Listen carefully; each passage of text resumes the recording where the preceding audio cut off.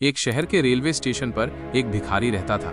वो वहां आने जाने वाली रेलगाड़ियों में बैठे यात्रियों से भीख मांगकर अपना पेट भरता था। एक दिन जब वो भीख मांग रहा था तो सूट बूट पहने एक लंबा सा व्यक्ति उसे दिखा। उसने सोचा कि ये व्यक्ति बहुत अमीर लगता है, इससे भीख मांगने पर ये मुझे जरूर अच्छे पैसे देगा। वह उस लंबे व्यक्ति से भीख मांगने लगा। भिखारी को देखकर उस लंबे व्यक्ति ने कहा, तुम हमेशा मांगते ही रहते हो, क्या कभी किसी को कुछ देते भी हो? भिखारी बोला, साहब मैं तो भिखारी हूँ, हमेशा लोगों से मांगता ही रहता हूँ, मेरी इतनी औकात कहाँ कि किसी को कुछ दे सकूं। लंबा व्यक्ति बोला, जब किसी को कुछ दे नहीं सकते तो तुम्हें मांगने का भी कोई हक नहीं है। मैं एक व्यापारी हूँ और लेन देन में ही विश्वास करता हूँ। अगर तुम्हारे पास मुझे कुछ देने को हो तभी मैं तुम्हें बदले में कुछ दे सकता हूँ। इतना कहने के बाद वो लंबा आदमी ट्रेन में बैठकर चला गया। इधर भिखारी उसकी कही गई बात के बारे में सोचने लगा। उस लंबे व्यक्ति के द्वारा कही गई बात उस भिखारी के दिल में उतर गई। वो सोचने लगा कि शायद मुझे भीख में अधिक पैसा इसीलिए नहीं मिलता क्योंकि मैं उसके बदले में किसी को कुछ दे नहीं पाता हूँ। लेकिन मैं तो भिखारी हूँ, किसी को कुछ देने लायक भी नहीं हूँ। लेकिन कब तक मैं लोगों को बिना कुछ दिए केवल मांगता ही रहूंगा? बहुत सोचने के बाद उस भिखारी ने निर्णय किया कि जो भी व्यक्ति उसे भीख देगा उसके बदले में वो भी उस व्यक्ति को कुछ जरूर देगा। लेकिन अब उसके दिमाग में ये प्रश्न चल रहा था कि वो खुद भिखारी है तो भीख के बदले में वो दूसरों को क्या दे सकता है। इस बात को सोचते हुए 2 दिन हो गए लेकिन उसे अपने प्रश्न का कोई उत्तर नहीं मिला था। तीसरे दिन जब वो स्टेशन के पास बैठा हुआ था तभी उसकी नजर कुछ फूलों पर पड़ी जो स्टेशन के आसपास के पौधों पर खिल रहे थे।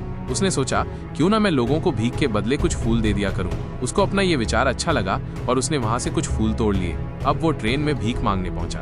अब जब भी कोई उसे भीख देता तो उसके बदले में वो भीख देने वाले को कुछ फूल दे देता। उन फूलों को लोग खुश होकर अपने पास रख लेते थे। अब भिखारी रोज फूल तोड़ता और भीख के बदले में उन फूलों को लोगों में बांट देता था। कुछ ही दिनों में उसने महसूस किया कि अब उसे बहुत अधिक लोग भीख देने लगे हैं। वो स्टेशन के पास के सभी फूलों को तोड़ लाता था। जब तक उसके पास फूल रहते थे तब तक उसे बहुत से लोग भीख देते थे। लेकिन जब फूल बांटते बांटते खत्म हो जाते तो उसे भीख भी नहीं मिलती थी। अब रोज ऐसा ही चलता रहा। एक दिन जब वो भीख मांग रहा था तो उसने देखा कि वही लंबा व्यक्ति ट्रेन में बैठा है जिसकी वजह से उसे भीख के बदले फूल देने की प्रेरणा मिली थी। वो तुरंत उस व्यक्ति के पास पहुंच गया और भीख मांगते हुए बोला, आज मेरे पास आपको देने के लिए कुछ फूल है, आप मुझे भीख दीजिए तो बदले में मैं आपको कुछ फूल दूंगा। उस लंबे व्यक्ति ने उसे भीख के रूप में कुछ पैसे दे दिए और भिखारी ने कुछ फूल उसे दे दिए। उस लंबे व्यक्ति को ये बात बहुत पसंद आई। वह बोला, वाह क्या बात है, आज तुम भी मेरी तरह एक व्यापारी बन गए हो। इतना कहकर फूल लेकर वो लंबा व्यक्ति अपने स्टेशन पर उतर गया। लेकिन उस लंबे व्यक्ति द्वारा कही गई बात एक बार फिर से उस भिखारी के दिल में उतर गई। वो बार बार उस लंबे व्यक्ति के द्वारा कही गई बात के बारे में सोचने लगा और बहुत खुश होने लगा। उसकी आंखें अब चमकने लगी। उसे लगने लगा कि अब उसके हाथ सफलता की वो चाबी लग गई है जिसके द्वारा वो अपने जीवन को बदल सकता है। वो तुरंत ट्रेन से नीचे उतरा और उत्साहित होकर बहुत तेज आवाज में ऊपर आसमान की तरफ देखकर बोला, मैं भिखारी नहीं हूँ, मैं तो एक व्यापारी हूँ, मैं भी अमीर बन सकता हूँ। लोगों ने उसे देखा तो सोचा कि शायद ये भिखारी पागल हो गया है और अगले दिन से वो भिखारी उस स्टेशन पर फिर कभी नहीं दिखा। लेकिन 6 महीने बाद इसी स्टेशन पर 2 व्यक्ति सूट बूट पहने हुए यात्रा कर रहे थे। दोनों ने एक दूसरे को देखा तो उनमें से एक ने दूसरे से हाथ मिलाया और कहा, क्या आपने मुझे पहचाना? दूसरा व्यक्ति बोला, नहीं, क्योंकि मेरे हिसाब से हम लोग पहली बार मिल रहे हैं। पहला व्यक्ति बोला, नहीं आप याद कीजिए, हम पहली बार नहीं बल्कि तीसरी बार मिल रहे हैं। दूसरा व्यक्ति बोला, मुझे याद नहीं, वैसे हम पहले 2 बार कब मिले थे? अब पहला व्यक्ति मुस्कुराया और बोला, हम पहले भी 2 बार इसी ट्रेन में मिले थे। मैं वही भिखारी हूँ जिसको आपने पहली मुलाकात में बताया कि मुझे जीवन में क्या करना चाहिए और दूसरी मुलाकात में बताया कि मैं वास्तव में कौन हूँ। दूसरा व्यक्ति मुस्कुराया और अचंभित होते हुए बोला, ओह याद आया, तुम वही भिखारी हो जिसे मैंने एक बार भीख देने से मना कर दिया था और दूसरी बार मैंने तुमसे कुछ फूल खरीदे थे। लेकिन आज तुम ये सूट बूट में कहाँ जा रहे हो और आजकल क्या कर रहे हो?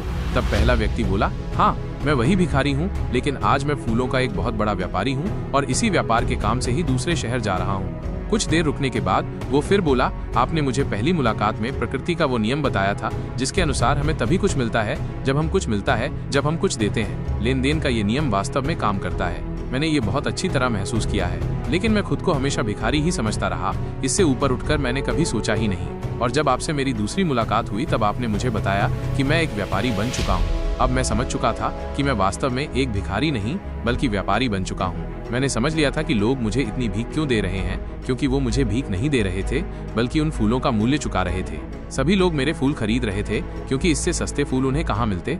मैं लोगों की नजरों में एक छोटा व्यापारी था, लेकिन मैं अपनी नजरों में एक भिखारी ही था। आपके बताने पर मुझे समझ आ गया कि मैं एक छोटा व्यापारी हूँ। मैंने ट्रेन में फूल बांटने से जो पैसे इकट्ठे किए थे उनसे बहुत से फूल खरीदे और फूलों का व्यापारी बन गया। यहाँ के लोगों को फूल बहुत पसंद है और उनकी इसी पसंद ने मुझे आज फूलों का बहुत बड़ा व्यापारी बना दिया। दोनों व्यापारी अब खुश थे और स्टेशन आने पर साथ उतरे और अपने अपने व्यापार की बात करते हुए आगे बढ़ गए। दोस्तों, इस कहानी से हमें बहुत कुछ सीखने को मिलता है। कहानी में लंबा व्यापारी गिव एंड टेक के नियम को बहुत अच्छी तरह जानता था। दुनिया के सभी बड़े व्यापारी इसी जीवन के नियम का उपयोग करके सफल हुए हैं। इस फॉर्मूले को उसने भिखारी को भी बताया। भिखारी ने इस प्राकृतिक नियम को अपना लिया और इसका असर उसके जीवन में साफ दिखाई देने लगा। उसने अपनी सोच बदली और उसकी जिंदगी बदल गई। ये कहानी हमें बताती है कि हम यदि अपनी सोच बदल लें तो कुछ भी हासिल किया जा सकता है। यदि हम खुद को छोटा समझते रहेंगे तो हम हमेशा छोटे ही बने रहेंगे। बड़ा बनने के लिए हमें अपनी सोच को बदलना होगा और खुद के बारे में बड़ा सोचना होगा। कहानी का सार ये है कि सफलता आपकी सोच में छुपी होती है। खुद का आत्मसम्मान जगाइए, अपनी सोच को बड़ा बनाइए और देखिए कैसे आप सफलता के शिखर पर पहुंच जाते हैं।